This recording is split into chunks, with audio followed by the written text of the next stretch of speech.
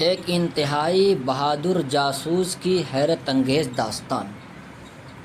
کیا آپ نے تاریخ کے اس دلیر ترین جاسوس کے بارے میں سن رکھا ہے؟ آئیے ہم بتاتے ہیں۔ سیدنا سعد بن ابی وقاص رضی اللہ عنہ نے 7 افراد لشکر فارس کے بارے میں معلومات اکٹھا کرنے کے لیے بھیجے اور انہیں حکم دیا کہ اگر ممکن ہو سکے تو اس لشکر کے ایک آدمی کو گرفتار کر کے لے آئیں۔ یہ 7 آدمی ابھی نکلے ہی تھے کہ اچانک انہوں نے دشمن کے لشکر کو سامنے پایا، جبکہ ان کا گمان یہ تھا کہ لشکر ابھی دور ہے۔ انہوں نے آپس میں مشورہ کر کے واپس پلٹنے کا فیصلہ کیا، مگر ان میں سے ایک آدمی نے امیر لشکر سعد کی جانب سے ذمہ لگائی گئی مہم کو سر انجام دیے بغیر واپس لوٹنے سے انکار کر دیا، اور یہ 6 افراد مسلمانوں کے لشکر کی جانب واپس لوٹ آئے، جبکہ ہمارا یہ بہادر اپنی مہم کی ادائیگی کے لیے فارسیوں کے لشکر کی جانب تنہا بڑھتا چلا گیا۔ انہوں نے لشکر کے ارد گرد ایک چکر لگایا اور اندر داخل ہونے کے لیے پانی کے نالوں کا انتخاب کیا، اور ان میں سے گزرتا ہوا فارسی لشکر کے ہر اول دستوں کے جانب جا پہنچا، جو کہ 40,000 لڑاکوں پر مشتمل تھا۔ پھر وہاں سے لشکر کے قلب سے گزرتا ہوا ایک سفید خیمے کے سامنے جا پہنچا، جس کے سامنے ایک بہترین گھوڑا بندھا کھڑا تھا۔ اس نے جان لیا کہ یہ دشمن کے سپہ سالار رستم کا خیمہ ہے، چنانچہ یہ اپنی جگہ پر انتظار کرتے رہے یہاں تک کہ رات گہری ہوئی۔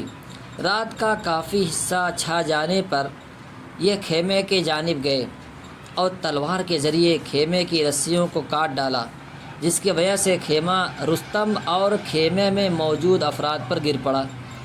گھوڑے کی رسی کاٹی اور گھوڑے پر سوار ہو کر نکل پڑے۔ اس سے ان کا مقصد فارسیوں کی تضحیک اور ان کے دلوں میں رعب پیدا کرنا تھا۔ گھوڑا لے کر جب فرار ہوئے تو گھوڑ سوار دستے نے ان کا پیچھا کیا۔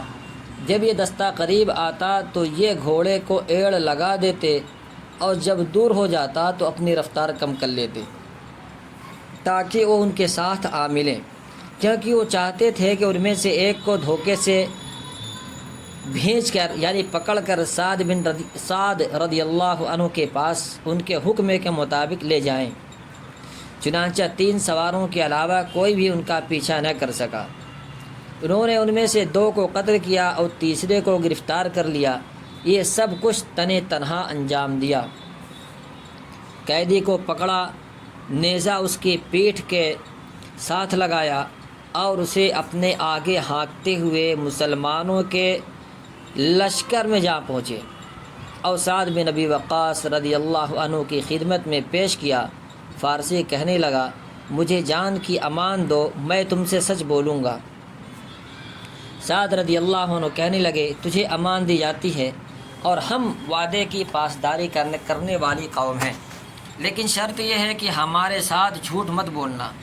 پھر سعد رضی اللہ عنہ نے کہا، ہمیں اپنی فوج کے بارے میں بتاؤ۔